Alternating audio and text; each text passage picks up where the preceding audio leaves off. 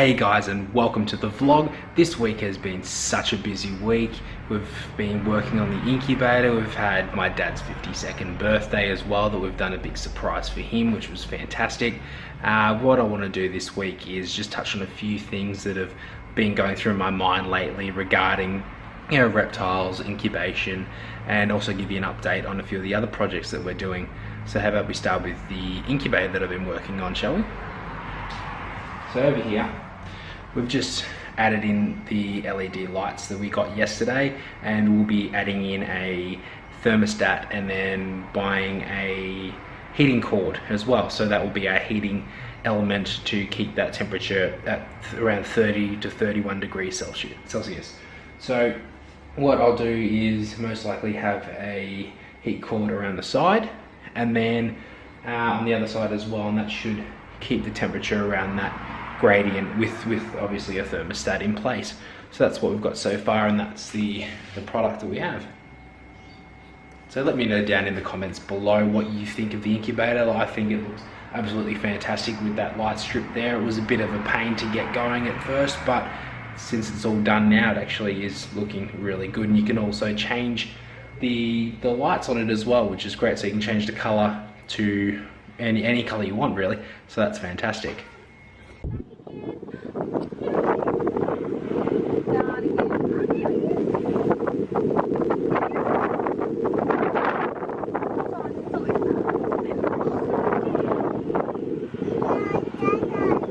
Slow down, Grandpa. She's gone too fast.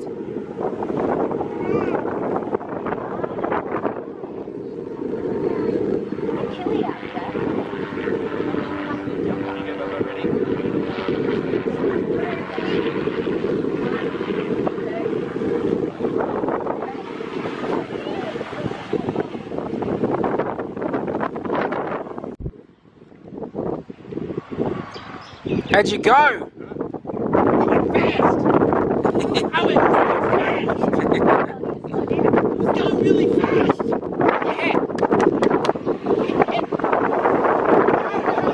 Another thing I wanted to talk about in this week's vlog is feeding pythons. And I know personally from my own collection that when the pythons get to the point of being, I guess, ready for another feed, with mine, I know the blackheads are ready when they are quite, they move around the enclosure a lot, I guess you could say. And when you try to get them out, they obviously will think that you're food.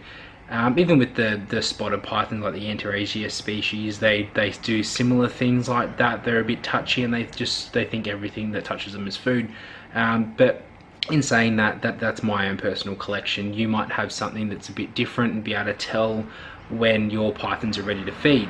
But in my opinion, I know most of my pythons anyway, they're quite placid, but when they're hungry, there's a completely different story there altogether.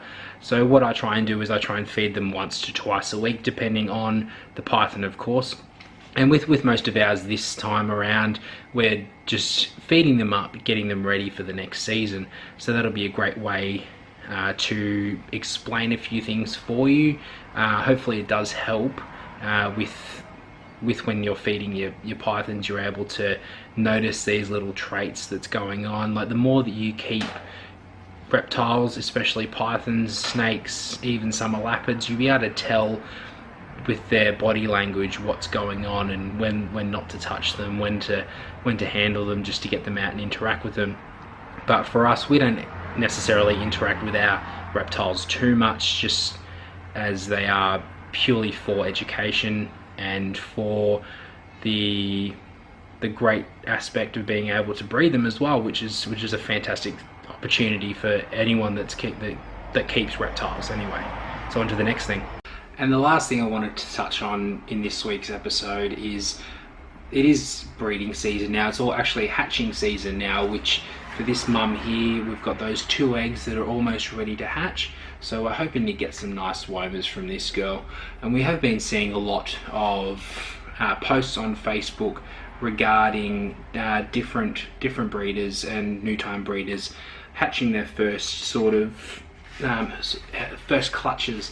And you know, it's good when you're able to do this sort of thing, but at the same time, I don't want to don't want to name anybody, especially in the hobby that we're in. We don't want to make any enemies or anything like that.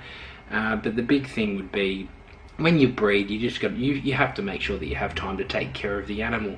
So when these 2 babies hatch from this mum, then we'll be able to feed them up, make sure they've got a nice little setup, and then hopefully in 3 to 6 months down the track, we'll be able to find a nice home for them.